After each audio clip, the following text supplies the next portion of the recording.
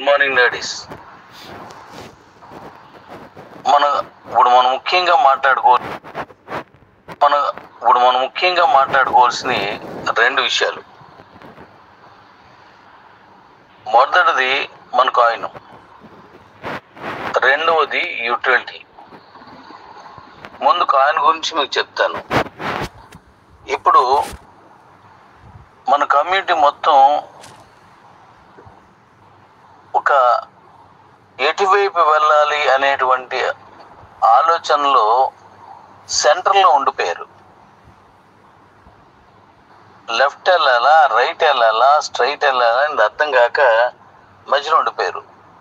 దాని అర్థం ఏంటంటే, నా ఉద్దేశం 10 కోట్ల కాయిన్స్ తోటి వెళ్ళాలా, లేదనుకుంటే మొత్తం మనకు ఎవరెవరు ఎన్ని సంపాదించుకున్నారో ఎవరి వాళ్ళకు వదిలేయాలా, మరి ఇంకేదైనా దారి ఉందా అని చూస్తున్నారు. సో దీనికి సంబంధించి నాకు చాలా మందితో నేను మాట్లాడాను. నాకు కాల్ చేసిన వాళ్ళతో కొన్ని మెసేజ్లు పెట్టారు, అవన్నీ చూశాను. నేను ఆ మెసేజ్ చూస్తున్నాను చెప్పు, వాళ్ళ ఆవేదన, వాళ్ళ తాలూకు బాధ, వాళ్ళు పడిన శ్రమకి నేను అర్థం చేసుకోవాలనేటువంటి విధానంలో వాళ్ళు ఎవరికి వారు వాళ్ళకి తెలిసిన పద్ధతుల్లో నాకు చెప్పారు. ఇందులో మొత్తంగా తేలిన విషయం ఏంటంటే, 10 కోట్ల కాయిన్స్ ఇవ్వడం వల్ల ఉన్న ఉపయోగాలు ఏంటి, నష్టాలు ఏంటి అనేది మనం మాట్లాడుకోవాలి. ఎందుకంటే మనం ముందు నుంచి ఒక నిర్ణయంతో ఉన్నాం కాబట్టి దాని మీద అందరికీ తెలుసు. ఎవరి కాయిన్స్ వాళ్ళకి ఇచ్చేస్తే ఎలా ఉంటాం అని అన్నీ తెలిసే మనం దాన్ని ఆ బిజినెస్ చేసాం. ఓకే, దాన్ని ఎలా ఉంచితే ఈ 10 కోట్ల కాయిన్స్ మనం ఇవ్వడం వల్ల ఎక్కువ కాయిన్స్ ఉన్న వాళ్ళందరికీ కొంచెం ఎక్కువగానే పర్సెంటేజ్ రావచ్చు. ఇదంతా మీలో ఉన్న అనేక మంది మనసుల్లో ఉన్న దాంతో నా మనసును జోడించి చెప్తున్నటువంటి విషయం. ఇది జాగ్రత్తగా వినండి. సరే, అలా వస్తుంది. మరి తక్కువ కాయిన్స్ ఉన్న వాళ్ళకి, 100 కాయిన్సే ఉన్న వాళ్ళకి, 100 కాయిన్స్ కంటే తక్కువ ఎవరికి లేవు. ఎందుకంటే తక్కువ అస్సలు జీరోలో ఉన్నోట్లు కూడా నేను 100 వేసాను, 100 కాయిన్స్ వేసాను. కాబట్టి ప్రతి ఒక్కరికి కూడా 100 కంటే తక్కువ ఉండవు. ఏ అకౌంట్లో కూడా అంతకంటే తక్కువ ఉండవు. మరి అలాంటప్పుడు 100 కాయిన్స్ ఉన్నోడికి ఎంత వస్తుంది? 1,00,000కి 500 వస్తే 100 కాయిన్స్ ఉన్నోడికి అర కాయిన్ వస్తుంది.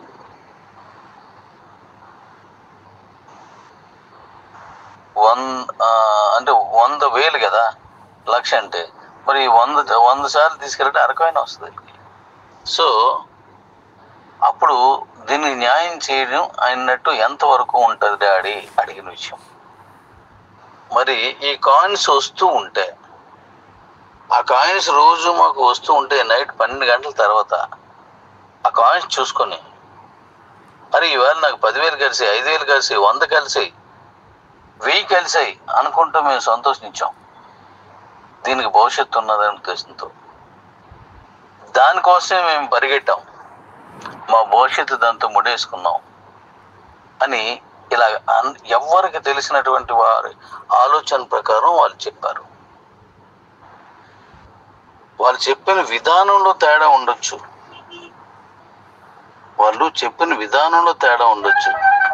కానీ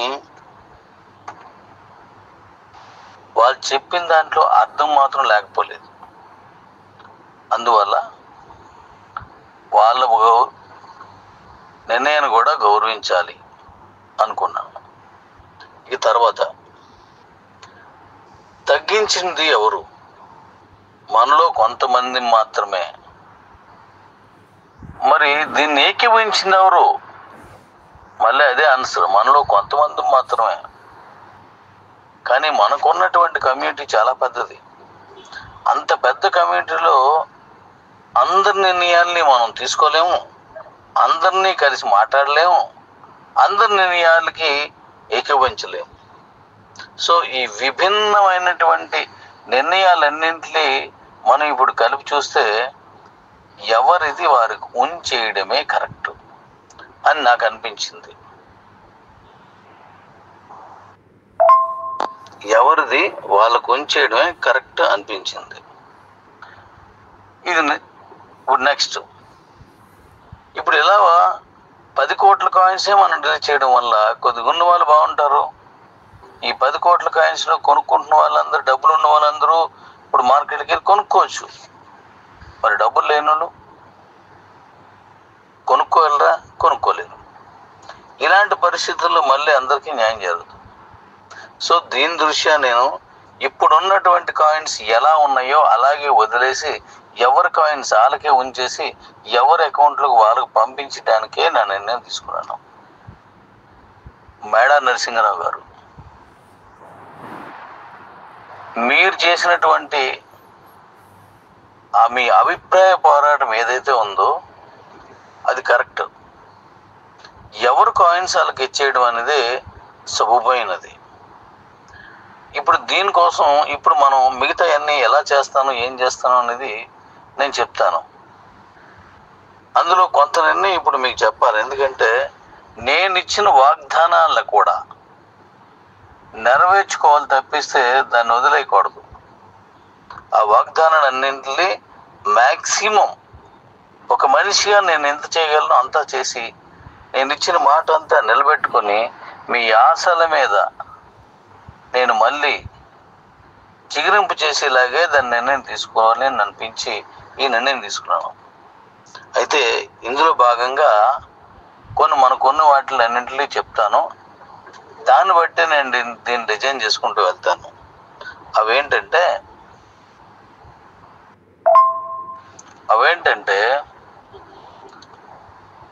మన కంపెనీలో జరిగిన ఒక ముఖ్యమైన విషయం చెప్తాను, మీరు వినండి. 745 మంది కార్ విన్నర్స్, 740 మంది కార్ విన్నర్స్. మనం ప్లాట్ కోసం అని చెప్పేసి ఒక ఇది పెట్టాము. దాన్ని మనం ఫంక్షన్ కూడా చేసుకున్నాం. ఆ తర్వాత అది అయిపోయిన తర్వాత కార్లు విన్ అయ్యారు. అక్కడికి వచ్చిన వాళ్ళు ఎంతమంది, కారు విన్ అయిన వాళ్ళు ఎంతమంది, ఆ కాంపిటీషన్లో విన్ అయిన వారికి మనం ఏం చెప్పామంటే 1584. ఈ 1584 86 అనుకోండి. మొత్తం కంప్లీట్ చేసిన వాళ్ళకి ఆ టైంలో నేను ఫ్లాట్ ఇస్తానని చెప్పాను.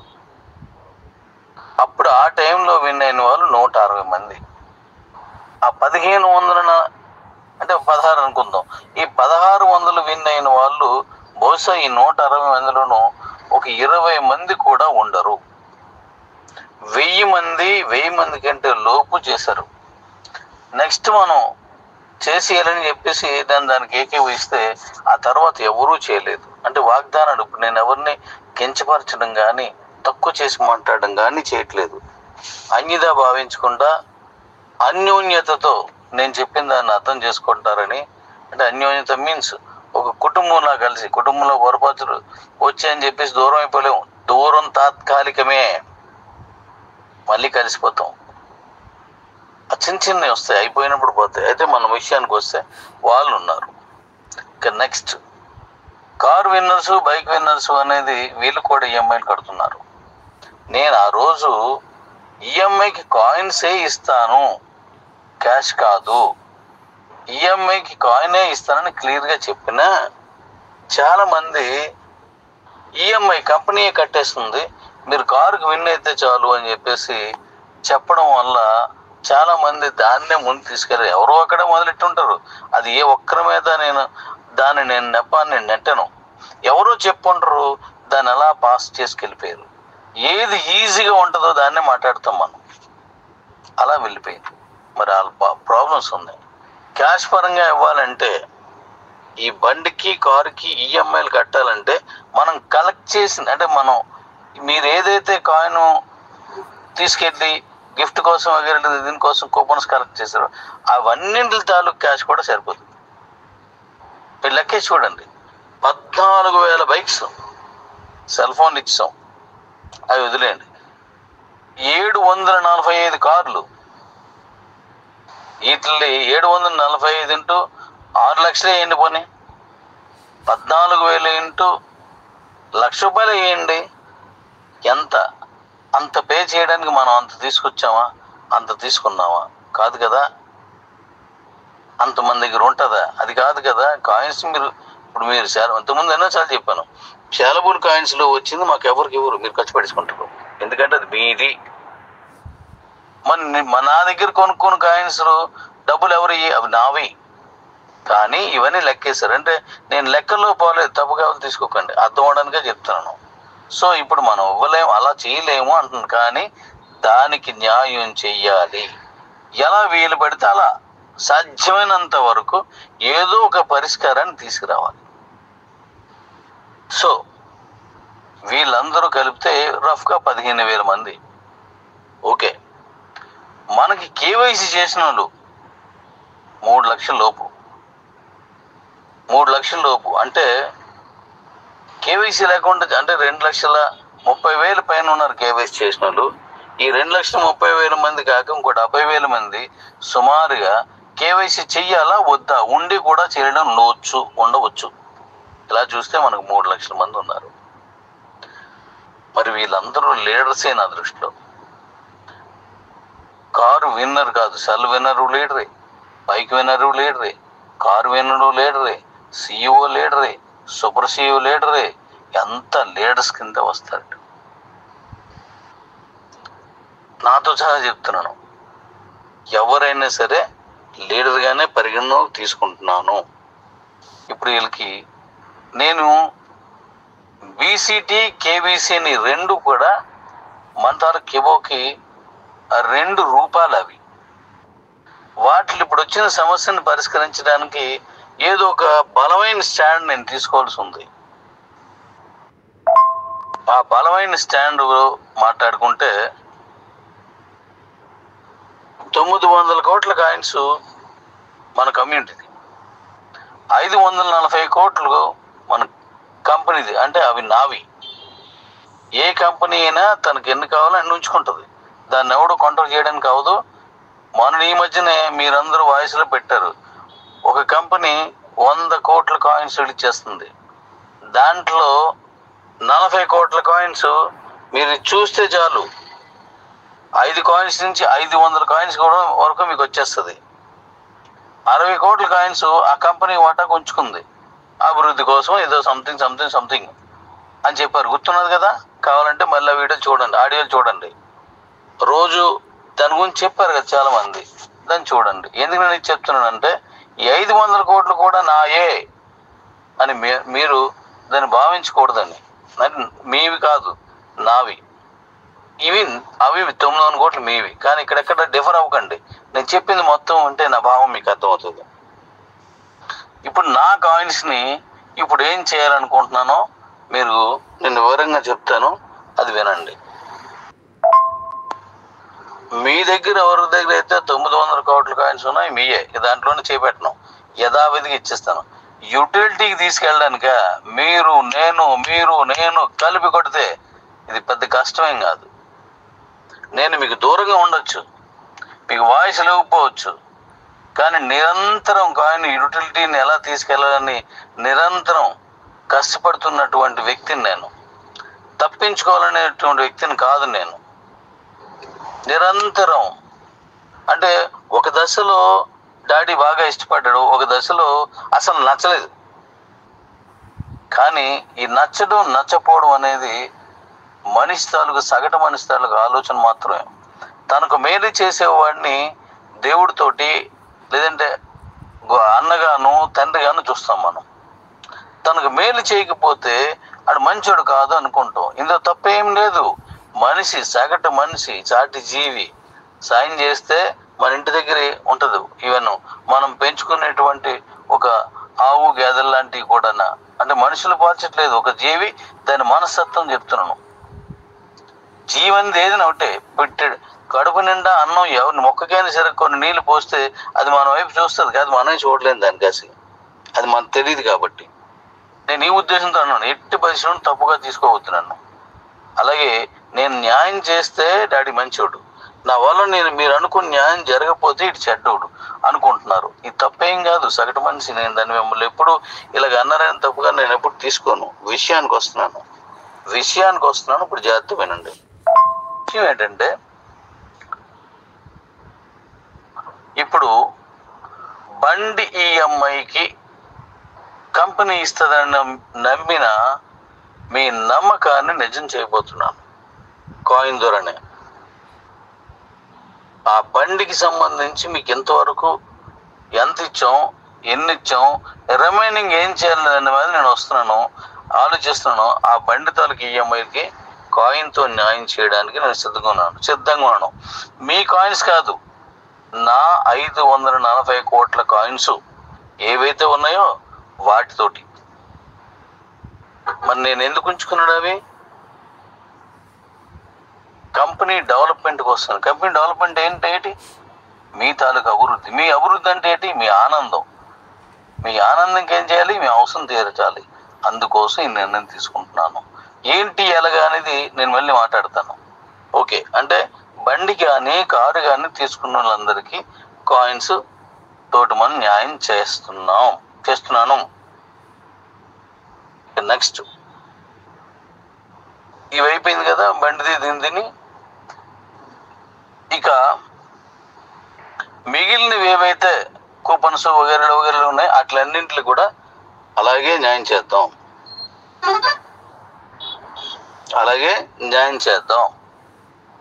ఇక తర్వాత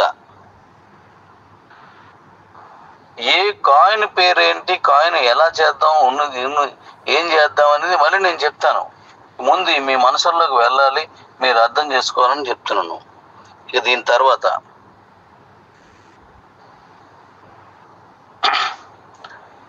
బండి వస్తుంది అని కష్టపడ్డారు, దానికి న్యాయం చేద్దాం. కారు వస్తుంది అని ఇష్టపడి కష్టపడ్డారు, దానికి న్యాయం చేస్తున్నాం. ఇక మూడవది, మాకు ఒక ఫ్లాట్ వస్తుంది అని చాలా ఆశపడి చాలా కష్టపడి చేశారు. దీనికి కూడా ఒక మంచి న్యాయం చేసే ఆలోచనతో దానికి కూడా ఒక ఫిగర్ అనుకొని దానికి సరిపడగా మీకు నేను ఇప్పుడు కాయిన్స్ రెడీ చేయబోతున్నాను. కారు అంటే ఏదైతే మనం ఇప్పుడు ఫ్లాట్ ఇస్తానో దానికి సరిపడగా కాయిన్స్ ఇచ్చేస్తున్నాము, నేను ఇస్తున్నాను అట్లాంటికి. అంటే నా 540 కోట్లు సంథింగ్ ఏది ఉందో దానిలోంచి ఇక మిగతా కూపన్స్కి దీనికి ఎంత ఉందో దాన్ని ఇలా మొత్తం అన్నింటికి ఏం చేస్తే మొత్తం క్లియర్ అయ్యి మీరు హ్యాపీగా ఉంటారో దాన్ని తీసుకొస్తున్నాను. ఇక్కడ మీరు అర్థం చేసుకోవాల్సిన విషయం ఏంటంటే, దీన్ని కొంచెం పక్కన పెట్టాను. ఎందుకంటే తగ్గించడం అనేది ఇంకా లేదు, వదిలేయండి దాన్ని. నేను నిర్ణయం తీసుకుంటున్నాను కదా, ఇప్పుడు ఒక దశకు వచ్చే వరకు మీకు వదిలేశాను. కానీ ఈ దశలో ఇక్కడి నుంచి నేను మీకు వదలకూడదు. ఎందుకంటే నేను అందరి అభిమతాన్ని, అందరి అభిష్టాన్ని, అందరి మనోవేదాన్ని అర్థం చేసుకున్నాను. మరి 540 కోట్లు మీతో పాటు నేను అమ్మాను కంపెనీ అభివృద్ధి కోసం. ఇంతవరకు అమ్మాలి కదా. మరి అమ్మినప్పుడు మీరు నేను కలిపి అమ్ముకుంటుంటాం. మీరు నాది నేను. కానీ నాది నేను అమ్ముకోవడం అనే పార్ట్ని విడిచిపెట్టి చిన్న ఫిగర్ని ఉంచుకొని నాకు మిగతావన్నీ కూడా వీటి రూపంలో ఇచ్చేస్తున్నా. అంటే బండి ఈఎంఐ, కారు ఈఎంఐ, ఆ ఫ్లాట్కి కూడా, ఆ ఫ్లాట్ ఏదైతే చెప్పానో అది కూడా న్యాయం జరిగేలా దాన్ని తీసుకుని ఇన్ని కాయిన్స్ అని చెప్పేసి దాన్ని కూడా న్యాయం చేసే విధంగా డిజైన్ చేస్తున్నాను. రాత్రి అంతా అదే పని, అది డిజైన్ చేసుకొస్తున్నాను. దాని ప్రకారం మీకు ఇస్తాను. అయితే తర్వాత ఏది ఎలాగండి మాకు ఏ సజెషన్స్ దయించి చిన్నవారిని పెద్ద మనసుతో నా విన్నపాన్ని మన్నించి ఈ నిర్ణయంలో ఎటువంటి సలహాలు ఎవరు ఇవ్వకూడదని పేరున రిక్వెస్ట్ వినయపూర్వకంగా మిమ్మల్ని కోరుతున్నాను. వినయపూర్వకంగా. ఎందుకంటే ఇప్పుడు అట్టడుగునున్న వాడికి కూడా న్యాయం జరగాలంటే మనం ఈ నిర్ణయాలు తీసుకోవాలి. కాబట్టి కాయిన్స్ తగ్గించడం లేదు, ప్రతిదానికి కాయిన్స్ ఇచ్చేస్తున్నాం. ఇప్పుడు సరిపోతాయా లేదా అని డౌట్ నాకు. అవి సరిపోతాయా లేదా, ఏం చేయాలనే దాని మీద చూస్తున్నాను. ఇక కాబట్టి దీని మీద మీరు పూర్తిగా నాతో ఏకీభవిస్తారని నాకు పూర్తి నమ్మకం. ఏకీభవించకపోయినా ఇది జరిగి తీరుతుంది. ఎందుకంటే ఎక్కువ మంది నా కాయిన్స్ నాకు వదిలేయాలి డాడీ అన్నారు. డెఫినెట్లీగా డాడీ, మీ కాయిన్స్ మీవే. దాన్ని రేట్లోకి ఎలా తీసుకెళ్ళాలి, దాన్ని యూటిలిటీలోకి ఎలా తీసుకెళ్ళాలి, మీతో నేనున్నాను, నాతో మీరున్నారు, రండి దాని అంతు చూద్దాం. ముందు కాయిన్స్ ఎవరి వాళ్ళకి ఇచ్చేసి వెంటనే నేను మార్చి 31 అని చెప్పాను, ఈలోపు అన్ని పనులు చేసుకెళ్తున్నాను.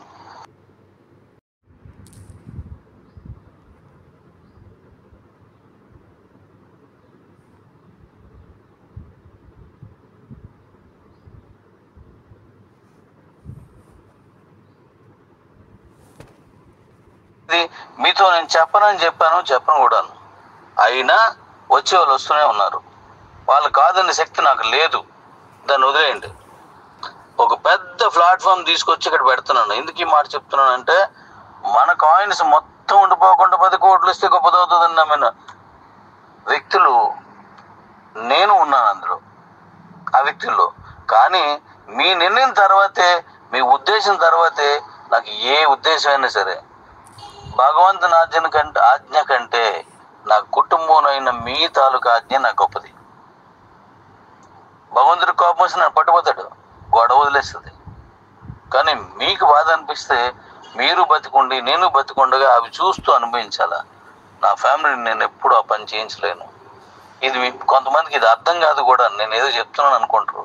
ప్రతి విషయం తెలిసిన నేను సైలెంట్గా కొన్ని భరిస్తాను, కొన్ని ఉండిపోతాను. ఎందుకంటే అనువు కాని చోట అధికులం అనరాదు. ఈ పదం చాలా మంది ఉంటారు. అనువు కాని చోట అధికులం అనకూడదు, అనువు కాని చోట ఆదికులం అనకూడదు. ఈ వినే ఉంటారు. అంటే సమయం మనకు అనుకూలంగా లేనప్పుడు నేనే మొదటి నుంచి ఉన్నానని ఆదికులం వాడినని, నేనే అందరికంటే గొప్పవాడినని అధికారాన్ని చూపించకూడదు. ఆ సమయం వచ్చినప్పుడు ఆ భగవంతుడే దారి చూపిస్తాడు. కాబట్టి ఆ సమయం కోసం ఓర్చుకొని కూర్చుని ఉండే వాళ్ళలో నేను కూడా ఒకడిని. కాబట్టి మన కాయిన్ని అద్భుతంగా తీసుకెళ్ళడంలో నాతో ఎవరైతే ఉంటానో అన్నారో మీరు రండి, వాళ్ళతో నేను చేస్తున్నాను.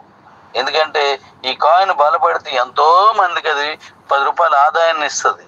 కాబట్టి ఇక మీదట దాన్ని ఎలా డిజైన్ చేసి ఇస్తానో నెక్స్ట్ నేను అది చేసిస్తాను. కొద్దిగా వెయిట్ చేయండి అంతే. మరొకసారి మనం మాట్లాడుకున్న విషయాలన్నీ ఇంకోసారి. ఒకటి, మన 10 కోట్ల కాయిన్స్ కాదు, ఎన్ని కాయిన్స్ ఉన్నా అన్ని కాయిన్స్ ఉన్నా. 2, బండి ఈఎంఐకి అంటే ఆ బండి వాల్యూకి కాయిన్స్ కట్టి మనం ఇద్దాం.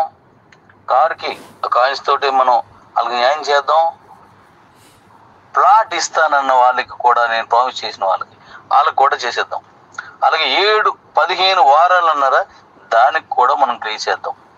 ఇలా ప్రతి దాన్ని కూడా క్లోజ్ చేసుకుని వెళ్ళి రేపు మార్చి 31 తర్వాత నుంచి వచ్చే మంతాలు కేసి యూజర్స్ కలెక్షన్లో దుమ్ము రేగొడదాం. Thank you daddy's. ఇది మళ్ళీ మళ్ళీ మళ్ళీ విని అర్థం చేసుకుంటారని కోరుతున్నాను. ఎప్పటికీ మీ మేలు కోసం పనిచేసే మీ డాడీని, ఎప్పటికీ మీ మేలు కోసం పనిచేసే మీ కిలపర్తి వెంకట్రావు సార్ని. Thank you, thank you, thank you. అర్థం చేసుకుంటారని ఆశిస్తూ సెలవు తీసుకుంటున్నాను. Thank you. Good morning ladies. ఇప్పుడు మరో విషయం మీకు తెలియజేయాలి. ఇది చాలా కీలకం. నేను ఈ గ్యాప్లో వాయిస్ ఇచ్చిన దగ్గర నుంచి ఈ గ్యాప్లో నాకు కొంతమంది కాల్ చేశారు, వాళ్ళతో కూడా నేను మాట్లాడాను.